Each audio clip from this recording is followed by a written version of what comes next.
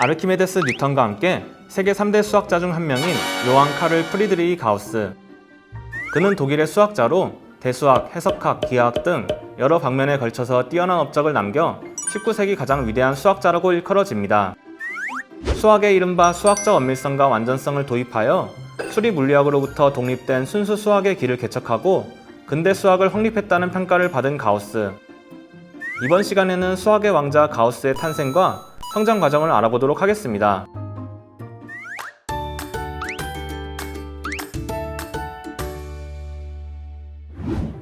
1777년 4월 30일, 가우스는 독일 브라운슈바이크에서 벽돌 굽는 일을 하는 가난한 가정에서 태어났습니다.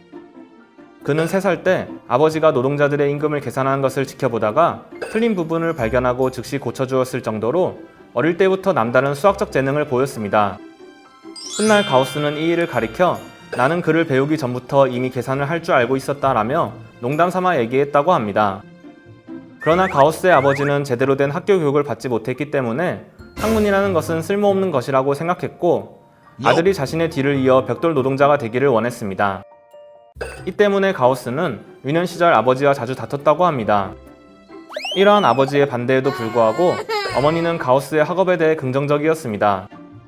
평소 수에 관심이 많았던 가우스는 주방에서 어머니와 함께 양배추나 감자 다발을 계산하며 놀았다고 합니다.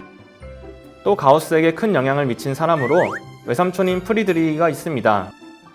그는 배 짜는 일을 직업으로 했지만 아주 총명하고 온화한 사람이었습니다. 가우스에게서 자기와 닮은 성향을 발견하고는 사물을 꿰뚫어 보는 방법을 가르치는 등 소년의 머리를 단련시키기 위해 할 수 있는 일은 다 했다고 합니다. 이러한 어머니와 삼촌의 지원 덕분에 가우스는 열심히 공부할 수 있었습니다. 가우스의 천재성이 또다시 드러난 시기는 그가 10살 때였습니다. 어느 날 엄하기로 소문난 수학 선생님 비트너는 수업 시간 중 잠깐 쉬기 위해 학생들에게 1부터 100까지 더하라는 문제를 냈습니다. 그런데 얼마 지나지 않아 가우스가 5050이라고 대답하자 선생님은 매우 깜짝 놀랐습니다. 가우스가 사용한 방식은 등차 수열의 합을 이용한 것으로 등차 수열이란 어떤 수와 그 수에 차례로 일정한 수를 더하여 얻어지는 수열을 의미합니다.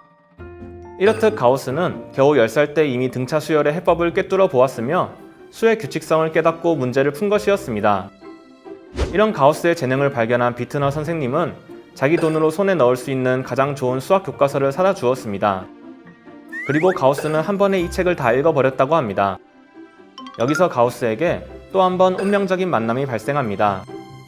비트너 선생님의 조수인 요한 마르틴 바르텔스는 수학의 정열을 가지고 있는 17세의 청년이었습니다.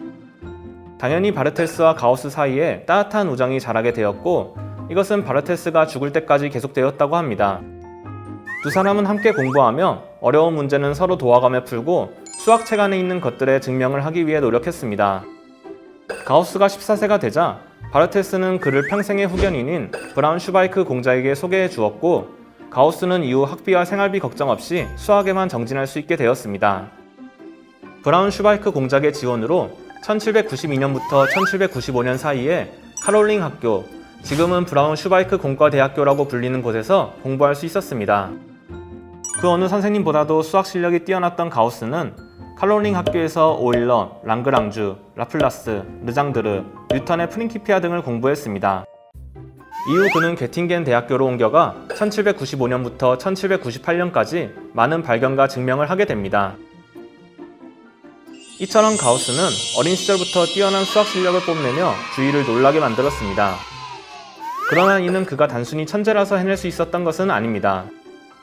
가우스의 주변에는 든든한 정신적, 물질적 후원자들이 있었습니다.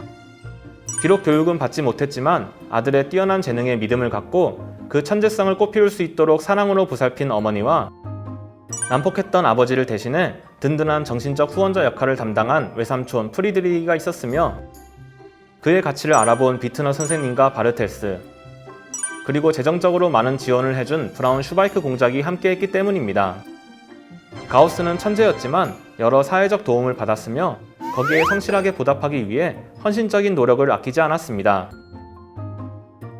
다음 시간에는 가우스가 이룩한 위대한 업적에 대해 조금 더 자세히 알아보겠습니다. 노력하는 천재, 가우스 2편을 기대해 주세요.